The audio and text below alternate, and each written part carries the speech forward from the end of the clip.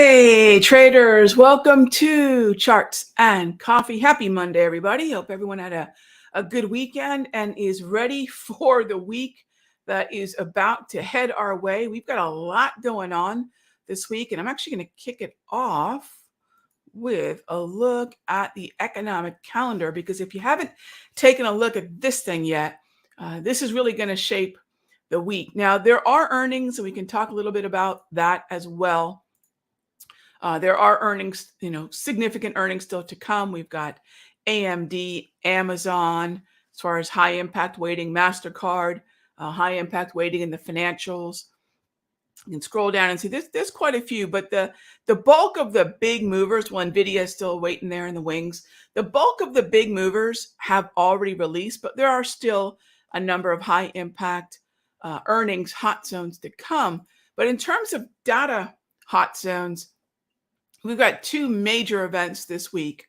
Number one is the May 1st FOMC meeting. Now, there is nothing expected in terms of rates changing for the May 1 meeting. It's 97% expected. Hey. Sorry, gang. Hey. Oh my gosh. Sorry. All right. Kira. Yeah. The pup's with me today. So if I'm taking a look at what's going on with the 97% expectation, what does that tell me? That tells me that largely what has been priced in, all right, what's been priced in is a hold. 97%. There is a very, very, very small expectation. All right, you going to calm down now? Stay. It's a very small expectation, about 3% for a cut. So that is not what we're seeing. We're seeing hold or cut and 3% expectation for that cut. This is not a cutting month. However, this is where the statement and the press conference become massively important. And the non-farm payroll on Friday takes on even more importance, because what we are all collectively waiting on is, when are we going to get that first cut? Could it be June? Could it be July? Or are we waiting for September? And the sooner we start to cut, the more cuts there are likely to be by the time we get to that December 18 meeting. So there's a lot going on by way of not only the meeting statement and the press conference, but then following that up Friday with non-farm payroll will be big. So this is really going to be largely what drives whatever we're going to see this week in equities, bonds, currencies, treasuries. And if I take a look at what's going on with treasuries right now, a lot of folks have asked, Rag, could we start to anticipate the Fed rate cuts? And this is where I'll say no, right? Remember that the Fed rate cuts were already priced in for the most part back in end of October to middle of December. So this is not the time to say, well, the Fed's going to cut, let's price that in. I think for the most part, when someone starts trading and they get a bit of information, I know I was guilty of this once upon a time as well, we start presuming we're the only ones in the world who realize this, and we certainly are the first ones to plant a flag on that idea. If you take a look at bonds, that was the Fed's going to cut, go forward 3 to 6 months. That was the discounting. Everything that we've seen after are all the data points and all the pushes further out in the Fed fund futures that are showing, A, we're not going to get as many cuts, and B, we're starting a whole lot later. And that's why bonds are trickling lower.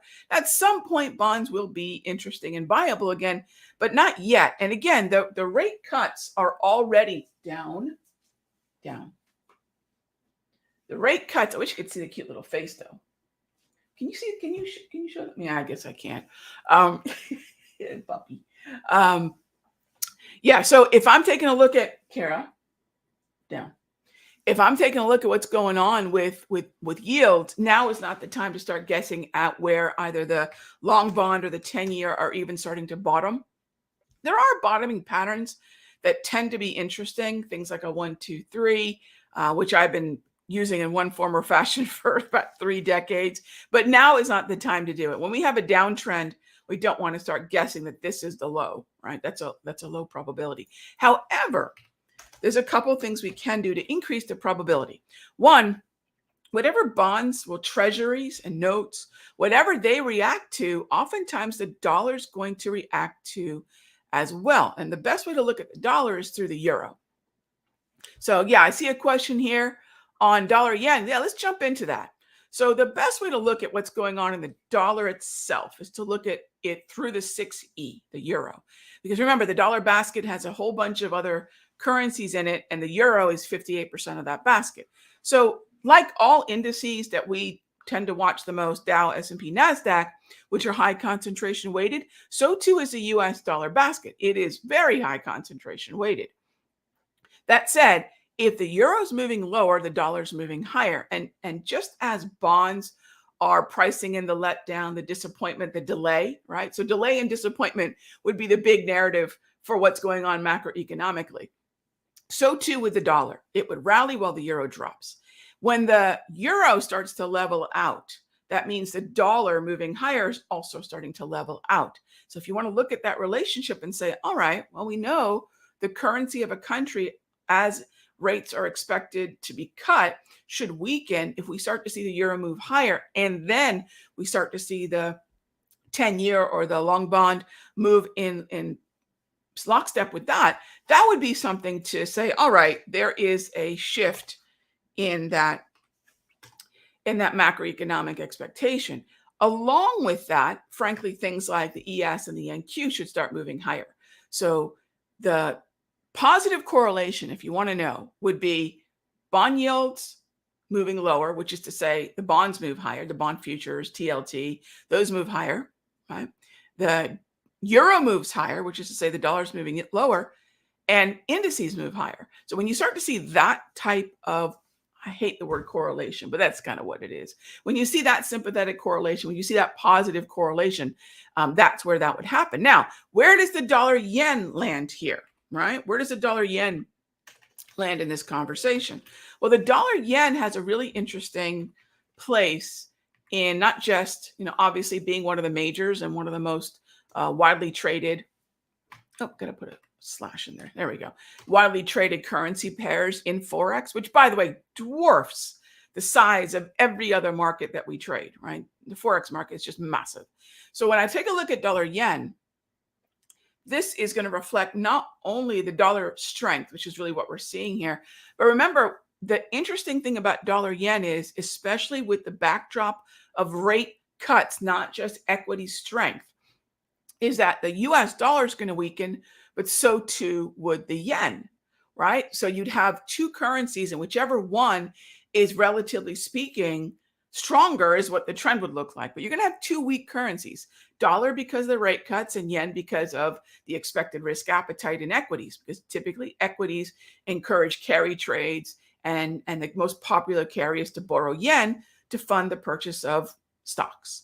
All right, so what would be another way? Now, I don't know if it's the dollar yen specifically that you're interested in there, my friend, or is it just yen weakness, or is it dollar strength or weakness, right? So the main thing that I did, and I've been trading Forex for better than 20 years. So my approach to Forex is really very, very simple. Any currency trading, any kind of currency trading, what is the driver of the trade? Ask yourself that anytime you're going to wander into futures currencies, the Forex, what is the driver of the trade? So in the case of US dollar versus Japanese yen, what is the driver? And there can only be one of four things: dollar strength or weakness, yen strength or weakness. So if you say, well, I'm looking for yen weakness, that would be easy. Start looking at, say, Aussie yen. If you actually want to play dollar strength, I wouldn't be fond of that. I'd have to find a currency weaker than the dollar. So it's a relative performance discussion. If you're looking for euro strength, which is related to the US dollar, right? I would look at, say, euro yen, right? That could be an interesting juxtaposition of yen weakness and euro strength. Euro strength because the dollar is sinking, yen weakness because the equities are moving higher. So there's a lot of cool things we can do. At the end of the day, anytime we look at a particular currency pair, it really has to be a simple question of what is the driver? Strength or weakness in the base currency, or strength or weakness in the second currency? And this applies to futures as well, because even if you're playing the 6E, it's still the euro versus the US dollar. And we go right back to what's the driver of the trade? What's the reason for the trade? And that's something you never get too far away from. It's not just the trend on the chart, but what's driving the strength or weakness on that chart. All right. So thank you. We haven't talked Forex in a minute. So there you go. Little Forex discussion, which, sometimes I'm actually pleasantly surprised, that there's still as much interest in Forex in the US as there is. You go back 20 years and it was nothing where we had, I think, maybe 24, at least a dozen different foreign exchange brokers in the US. And a lot of that's not been the case. The Forex leverage has dropped from 401 to 50 to 1 now. So it's been a very quickly changing landscape in foreign exchange. However, currencies tell a story. The stock of a country, the currency, tells a story unlike any other. And it's the most macroeconomically sensitive. All right. So massive puppy indicator, says rainy days. Oh, she's a good sized dog. Although she still thinks she's a puppy. So don't they all? All right. So let's see what else we have here going on this morning. Let's take a look at the S&P and the NASDAQ. And as always, gang, if you have any questions, get them in now. Show ends at 9:20. So get them in now. We can get through them. All right. So S&P, what do we have here? We are a little bit above the previous session close. So this is at least for the morning, at least for the initial look at equities. This is in the bullish side of things, the bullish hemisphere, as I like to call it. Now, remember, because what I teach is index sector stock, right? Now, a lot of people say that, but if you ask them, well, why index sector stock? They probably don't know. The reason, whether they know it or not, the reason index sector stock works is because of high concentration weighting, meaning the indices themselves are high concentration weighted with sectors and stocks, and even the sectors themselves are high concentration weighted with certain stocks. So that's why index sector stock works, because of the high concentration that the indices and most of the sectors are composed by. Very few things have a disproportionate effect. So when I take a look at the NASDAQ, when I take a look at the S&P, that's the top of the food chain, right? And the individual sectors and stocks within them would have to work quite hard to buck that trend. So why look for weakness on a day that so far NASDAQ, the S&P, even the Dow are above the previous session close, right? Really basic things. So in terms of how I would treat the morning, then I'll look to see, where is that previous session close? We have a label for that. And as long as we stay above that, I know the high probability setup, at least for day trading, is going to be to stick with longs above the previous session close and shorts or long puts below the previous session close. So it's a massively important, it's only one of a handful, but it's a massively important directional bias tool. So if I have strength in the NAS this morning, I can ask myself what might be causing it, which sector is rallying, or we can look at individual stocks. Now, Tesla has had nothing but news, whether that be earnings or whether that be news here for quite some time.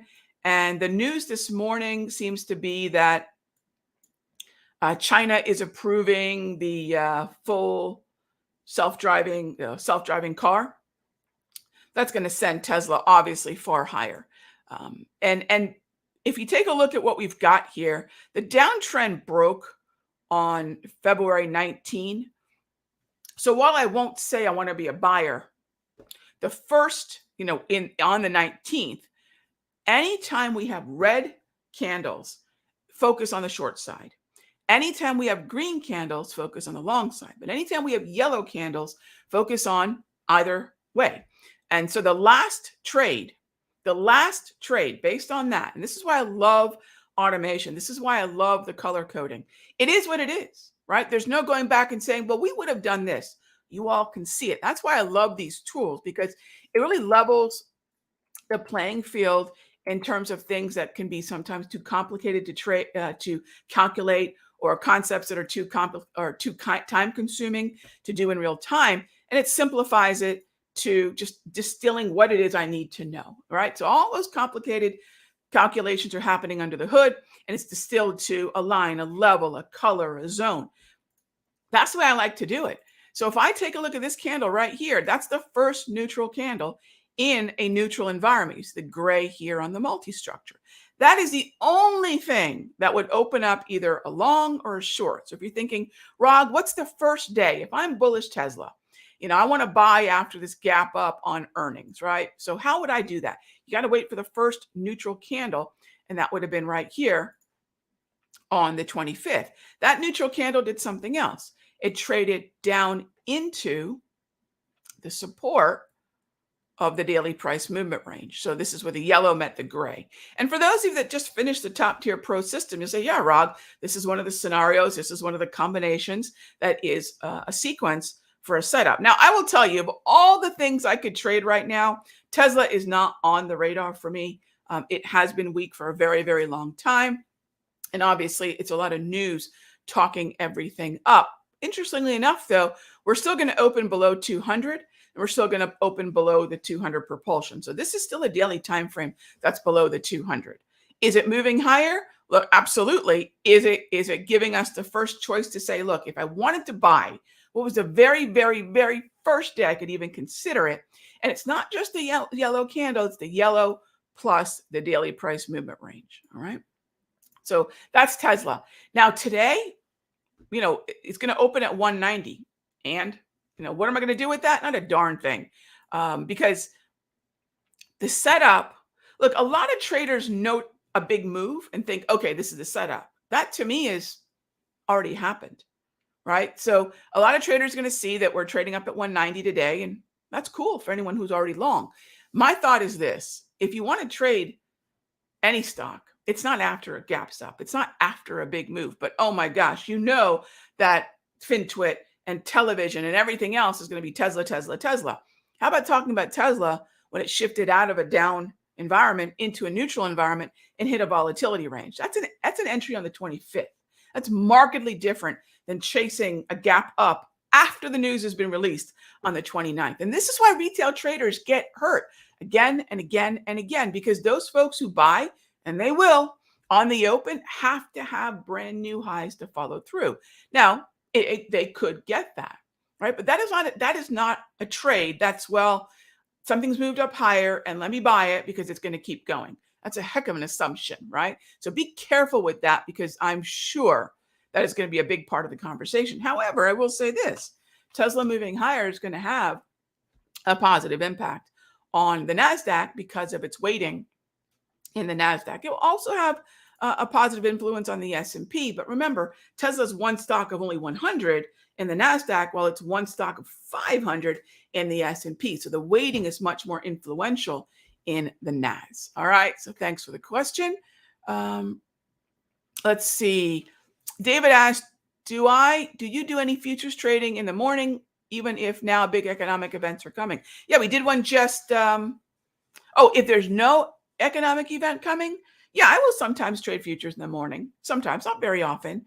But yeah, the only reason I like to do the events like we did last week is because it stress tests, right? It puts a lot of pressure on the indicators. And I think it's a really cool way to showcase, hey, this is the process. And even under extreme stress of high impact events, I like to showcase how they work.